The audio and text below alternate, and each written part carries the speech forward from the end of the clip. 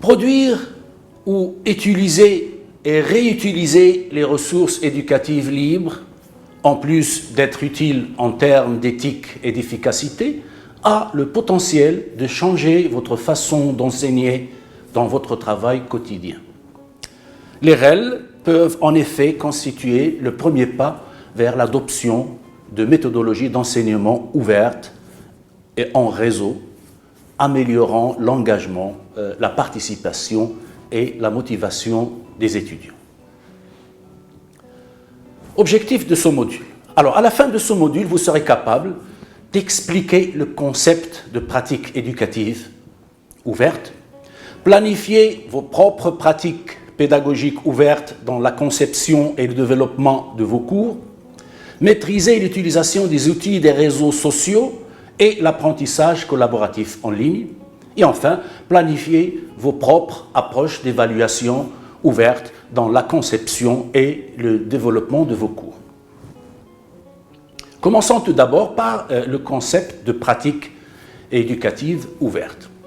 Bien que ces dernières années, les MOOC aient reçu la plus grande attention des médias, nous pensons que les développements dans les ressources éducatives ouvertes, les manuels ouverts, la recherche ouverte et les données ouvertes seront beaucoup plus importants et beaucoup plus révolutionnaires que les MOOC. Voici quelques raisons. Presque tout le contenu ou tous les contenus seront gratuits et ouverts. Alors à terme, la plupart des contenus académiques seront facilement accessibles, s'ils ne le sont pas déjà, et disponibles gratuitement sur Internet.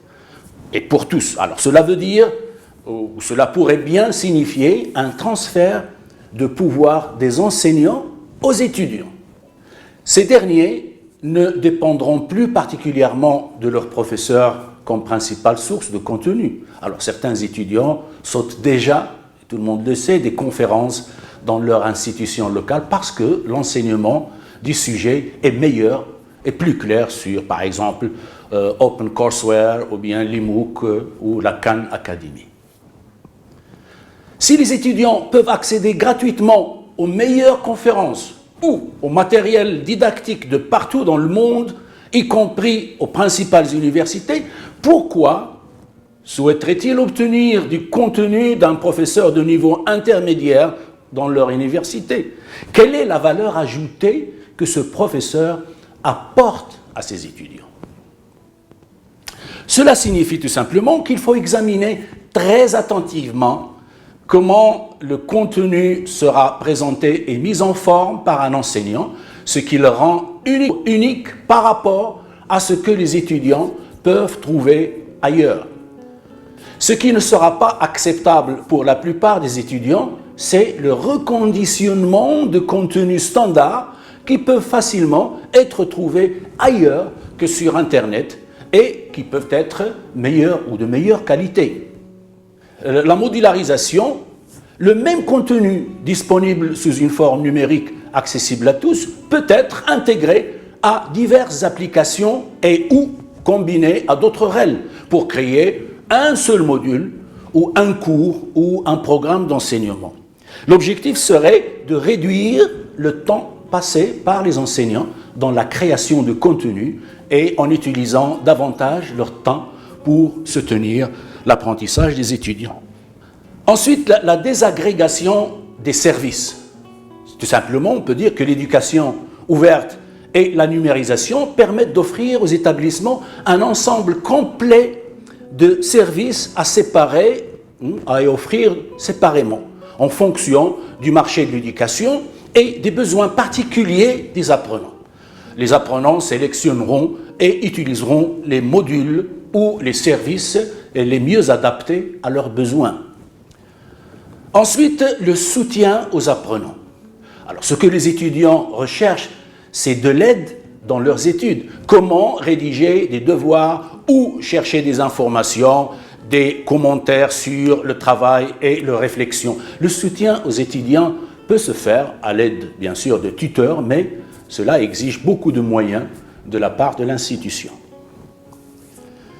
L'utilisation des REL pourrait permettre tous ces développements de plusieurs manières. Par exemple, une approche pédagogique centrée sur l'apprenant, basée sur l'accès des étudiants au contenu sur Internet et dans la vie réelle, bien sûr, dans le cadre du développement des connaissances et des aptitudes et des compétences. Par exemple, un consortium d'enseignants ou d'institutions créant du matériel d'apprentissage commun dans un contexte de programmes plus large pouvant être partagés au sein ou en dehors des consortiums. Le rôle de l'enseignant consistera alors à fournir aux apprenants des conseils sur où et comment trouver le contenu, comment évaluer la pertinence et la fiabilité du contenu, quels domaines du contenu sont essentiels et lesquels sont périphériques, aider les étudiants à analyser, appliquer et présenter l'information dans le cadre d'une solide conception de l'apprentissage axée sur des résultats clairement définis, en particulier en ce qui concerne le développement des compétences.